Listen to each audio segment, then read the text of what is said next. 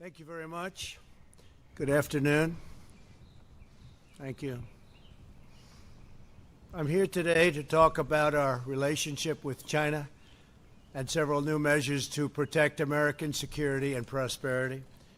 China's pattern of misconduct is well known. For decades, they've ripped off the United States like no one has ever done before. Hundreds of billions of dollars a year were lost dealing with China, especially over the years during the prior administration. China raided our factories, offshored our jobs, gutted our industries, stole our intellectual property, and violated their commitments under the World Trade Organization. To make matters worse, they are considered a developing nation, getting all sorts of benefits that others, including the United States, are not entitled to. But I have never solely blamed China for this. They were able to get away with the theft like no one was able to get away with before because of past politicians and, frankly, past presidents.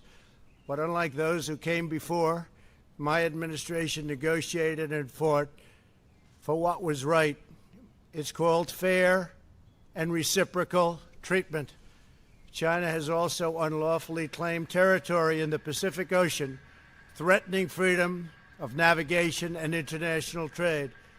And they broke their word to the world on ensuring the autonomy of Hong Kong. The United States wants an open and constructive relationship with China, but achieving that relationship requires us to vigorously defend our national interests. The Chinese government has continually violated its promises to us and so many other nations. These plain facts cannot be overlooked or swept aside. The world is now suffering as a result of the malfeasance of the Chinese government.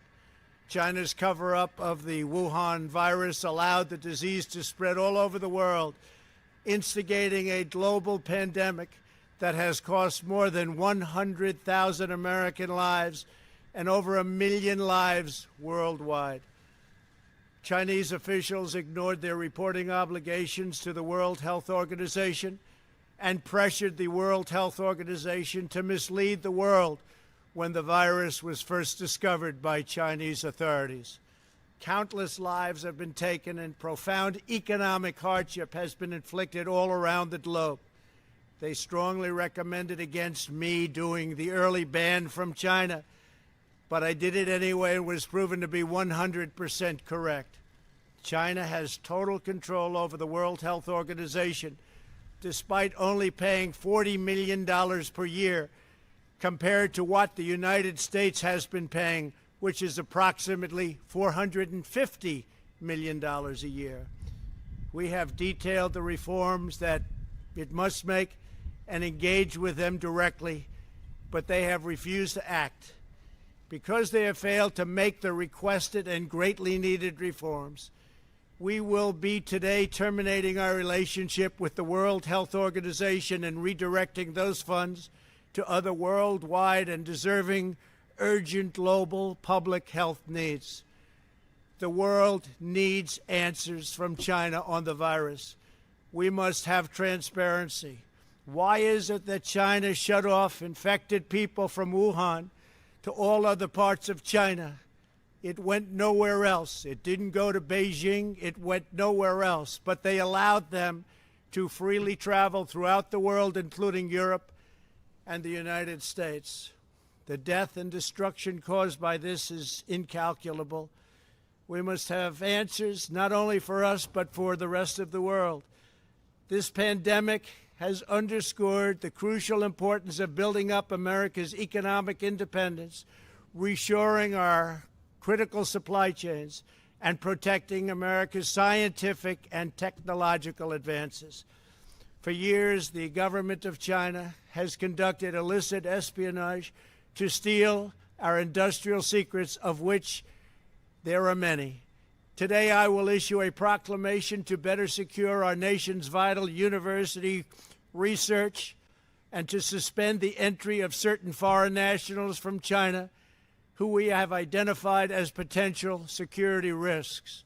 I am also taking action to protect the integrity of America's financial system, by far the best in the world. I am instructing my presidential working group on financial markets to study the differing practices of Chinese companies listed on the U.S. financial markets with the goal of protecting American investors.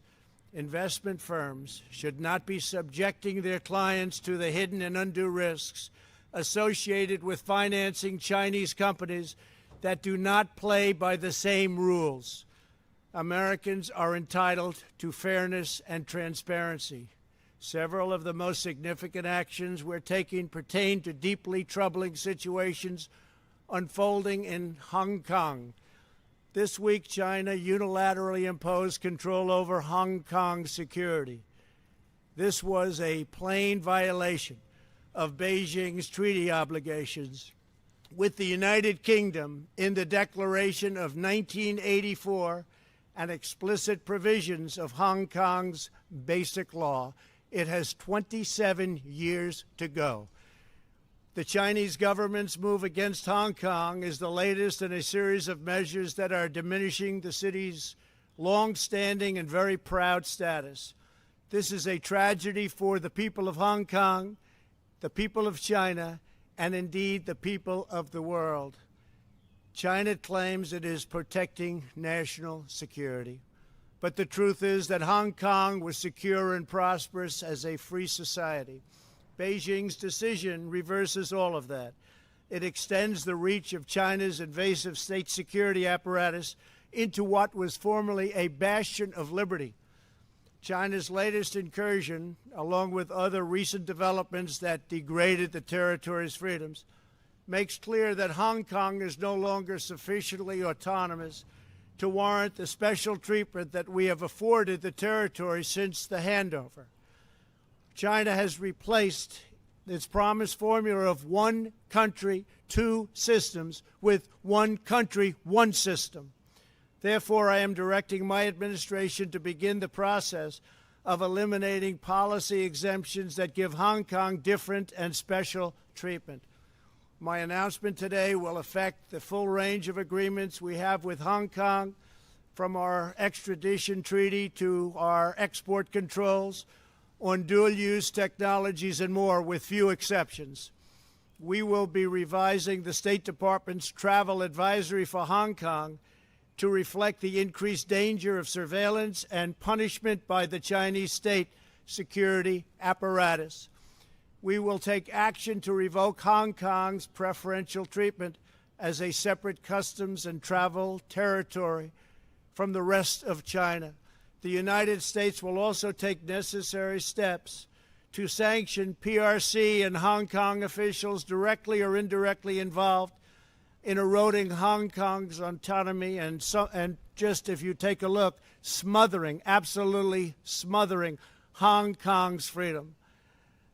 Our actions will be strong. Our actions will be meaningful. More than 2 decades ago, on a rainy night in 1997, British soldiers lowered the Union flag and Chinese soldiers raised the Chinese flag in Hong Kong. The people of Hong Kong felt simultaneously proud of their Chinese heritage and their unique Hong Kong identity. The people of Hong Kong hoped that in the years and decades to come, China would increasingly come to resemble its most radiant and dynamic city. The rest of the world was electrified by a sense of optimism that Hong Kong was a glimpse into China's future, not that Hong Kong would grow into a reflection of China's past. In every decision, I will continue to proudly defend and protect the workers, families, and citizens of the United States of America. Thank you very much. Thank you.